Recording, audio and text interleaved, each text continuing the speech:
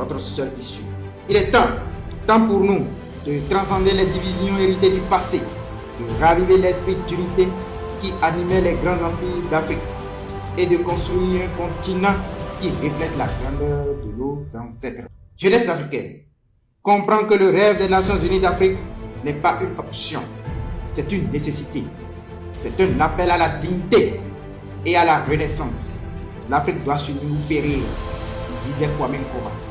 En mettant fin aux barrières linguistiques et aux rivalités intestines, nous pourrons parler d'une seule voix sur la scène internationale et protéger nos intérêts communs. Que nous soyons aujourd'hui de l'Afrique francophone, anglophone, arabophone, lusophone, hispanophone, créolophone, ces étiquettes nous divisent et nous enchaînent. Elles ne viennent pas de nous, elles sont la trace encore vivante de notre assujettissement.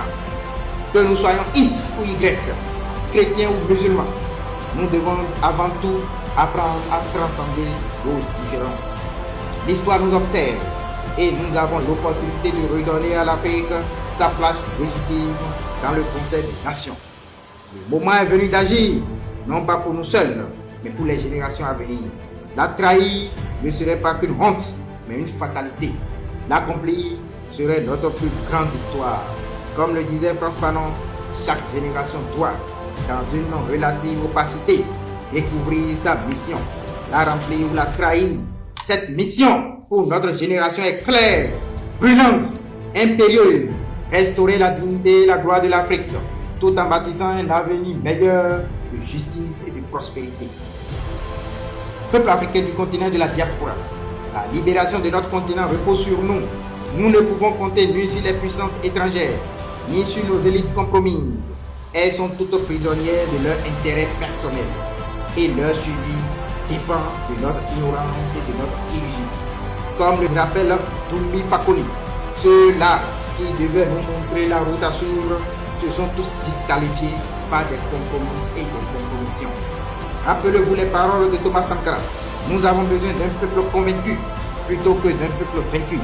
L'esclave qui n'est pas capable d'assumer sa révolte ne mérite pas qu'on s'apitoie sur son sort. Cet esclave répondra seul de son malheur s'il se fait des illusions sur la condescendance suspecte d'un maître qui prétend l'affranchir. Seule la lutte libère, plutôt que de calquer des modèles occidentaux qui nous sont totalement étrangers et qui nous ont soumis et ruinés en tout. Nous allons puiser dans la grandeur de notre passé pour bâtir un avenir souverain.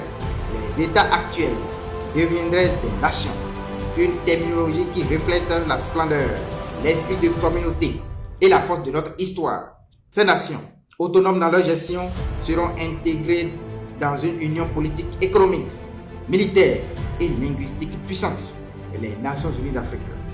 Chaque nation aura son rôle et ses spécificités, mais ensemble, ils constitueront une force mondiale capable de transformer les défis en opportunités. Kwame Nkrumah avait déjà posé les bases de cette vision. Divisés, nous sommes faibles.